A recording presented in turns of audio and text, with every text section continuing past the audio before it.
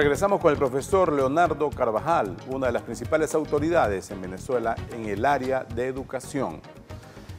Esta consulta educativa que terminó en octubre, que usted invitó pues, a mucha gente a participar con toda la razón, porque uno no puede simplemente echarse a un lado y dejar que le arrolle la historia y no participar. ¿Cuáles aportes positivos podría haber dejado para los próximos meses para intentar revertir ese cuadro de deterioro de la educación? Mira, el ministerio no ocultó los resultados. Uno de ellos era la opinión muy dura de los muchachos sobre la realidad de la planta física. En segundo lugar, que el 55% de la población venezolana, de todos los segmentos sociales, planteaba que el acento había que ponerlo en la formación y actualización del profesorado, de los maestros, en vez de otros periquitos que si cambia el currículum de esto o aquello o la tecnología misma, que no es una panacea. O sea, siempre va a ser el docente el punto clave, por lo menos en el siglo XXI. Yo no sé en el siglo XXIV si la cosa va a ser con robots o con unas inyecciones directas en las neuronas, no lo sé, pero ahorita es el ser humano aún, ¿no? Entonces, el ministerio, a raíz de ahí, ha sacado algunas acciones. Por ejemplo, de todos los meses se reúne el ministro y sus viceministros con los directores de las escuelas de educación y pedagógicos del país. Ese hecho en sí mismo es una realidad democrática. Déjame decirte, Omar, que la última vez que eso se hizo durante algunos meses fue el año 94. Esa consulta, ese tipo de consulta. Ese tipo de reunión del ministro de Educación con los formadores de los pedagógicos y las escuelas de educación, de la UCB, de la Católica participa con su director, profesor Juárez. Después, durante 20 años, el ministerio va con sus políticas por un lado y los formadores por otro. O sea, esa es una parte alocada de un país. Entonces, eso se está haciendo. El ministro dijo, vamos a decir si de verdad lo logra, que había conseguido 1.500 millones de dólares del famoso fondo chino, donde todos consiguen. Bueno, que se consiga algo para educación, me parece muy bueno, para hacer 1.000 y pico de instalaciones educativas, pero grandes, de primera línea. Pero ¿cómo queda, profesor, ahí el tema de la doctrinización de la educación, que ellos están pensando trasladar el pensamiento único también para la formación educativa? Eso es un signo del chavismo. Desde el año 2000 yo lo vengo denunciando, la ideologización en lo que pueden. Lo que pasa es que eso no es tan fácil lograrlo, sobre todo si la ideología que tú tienes es muy trasnochada. O sea, si tu ideología está simbolizada en un hombre a caballo, léase Bolívar, Zamora, Maizanta, eso a los muchachos de la era digital no les llega, ¿no? Diría, les entra por aquí, les sale por aquí, es que yo creo que ni siquiera le entra por uno. Pero yo también diría que el discurso de ellos se confronta mucho con la realidad, porque ellos pueden estar vendiendo un discurso que promete el cielo y lo que tú quieras, pero la realidad es que la gente está viendo peor. Claro, o que te habla de innovaciones como el trueque. Sí. O sea, si en su modelo económico el trueque es un elemento, y hay momentos que lo ponía, y una nueva moneda o sea, todo este tipo monedas de locura, comunales, no papelitos eso en un mundo globalizado, en la era digital, o sea, eso no le entra al muchacho, por decir urbanizaciones distintas de Caracas, de Altamira, pero el de Candelaria tampoco, el de Catia tampoco y el de Caucahuita tampoco. O sea, porque todos son del aparato, de lo digital, de la transacción. Y esa pretensión del gobierno de reescribir la historia, por ejemplo, a Chávez ya lo ascendieron al grado de libertador junto con Simón Bolívar, pero en el medio y todo un esfuerzo de adoctrinamiento de los jóvenes. Sí, ese culto a Chávez que intentaron en su momento Guzmán Blanco, luego con Gómez y ahora con Chávez, son los tres grandes momentos de hacer una especie de religión política y asociar a Bolívar con el nuevo libertador de turno. Eso va viento en popa desde que ellos tomaron el poder, desde el año 2000, que hicieron una manifestación en el estadio Brígido Iriarte y trajeron a los niñitos de las escuelas bolivarianas, y ahí está registrado lo que dijo Danielita. Danielita tenía 9 años, Omar, ese año 2000. Ahora ya es una mujer. ¿Y qué hace? Dirá que buscarla. Sí, la Danielita le contó a la periodista del Nacional que exactamente su frase era esta: en la escuela nos enseñan que Chávez es un prócer tan importante como Simón Bolívar. Año 2000. Entonces, esa sinvergüenzura, esa falta de respeto con la inocencia juvenil, esa manipulación balurda de la psique de niños, que eso es un pecado, eso lo ha hecho el gobierno muchísimas veces, lo sigue haciendo, pero fíjate qué interesante. ¿Y de dónde le sale entonces lo respondona a la juventud?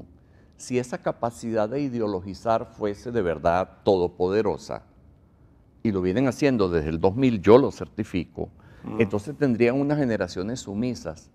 ¿Y qué de la generación del 2007, la que se le levantó? ¿Qué de la del 2000, las del otro 2000? El año la que 2014, va a seguir, el año la del pasado. 2014, la que va a seguir. O sea, porque sencillamente yo eso lo analizo en un capítulo de uno de mis libros, que se llama Mitos y Realidades Educativas. Esa creencia a veces de que la ideología es una especie de virus que vienen y le inoculan a la gente todos al mismo tiempo, una sola vez y para el resto de la vida. No, eso será con otros virus, eso no es así. No funciona así con el adoctrinamiento. No, eso es, claro, eso lo hizo la Unión Soviética, 74 años duró la Unión Soviética, 3 generaciones, y cuando el año 91 se acaba eso y pasa a ser Rusia, ¿qué salió de allí? Pero además hoy en día tenemos las tecnologías de la información y la gente tiene más criterio, más oportunidades de buscar pues, su propio punto de vista y de compartir información. Claro. Está más modernizado el pensamiento, de alguna forma. Insisto, si en Rusia lo hacía el sistema educativo, los poquitos medios de comunicación y el sistema socioeconómico, todos a una, si en España lo hacía la escuela, la iglesia, los periódicos y las empresas franquistas, o sea, habría que ver el padre Ugalde contándonos en medio de risa cómo los adolescentes en el País Vasco, en los años 50, que él lo era, se chupaban la mandarina, permítanme la expresión, de la ideologización franquista, falangista.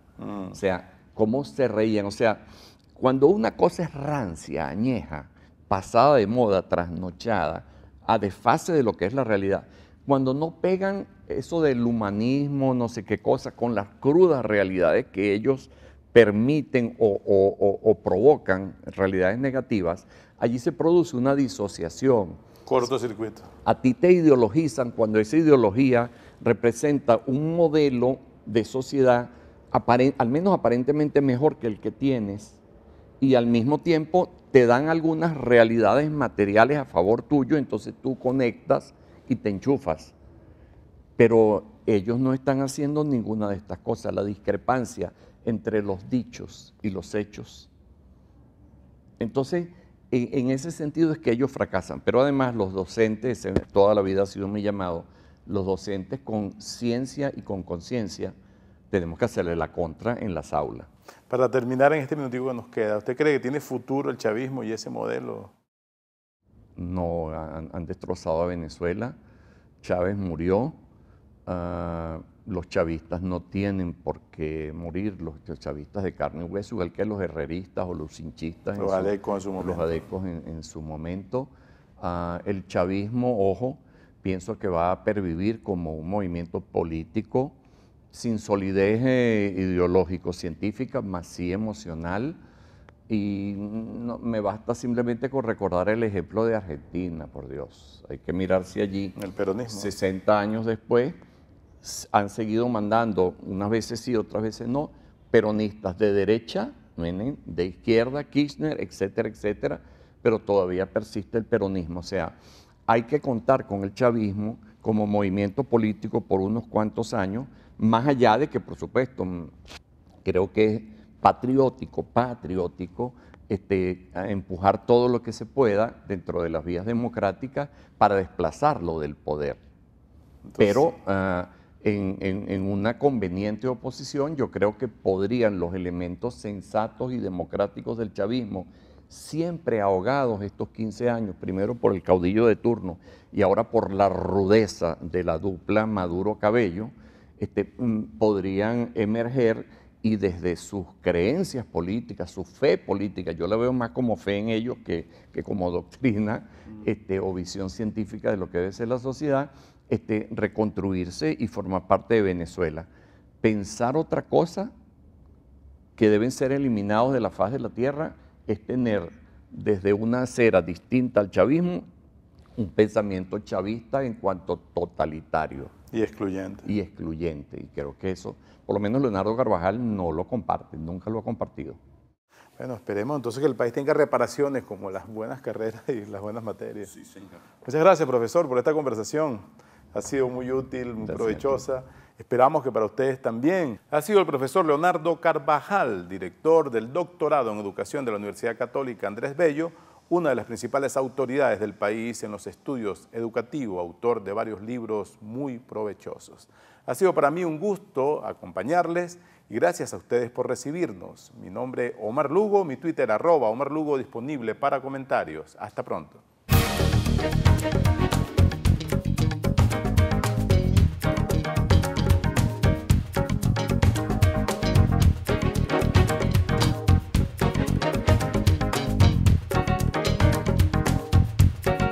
Quality Engines, elestimulo.com presentó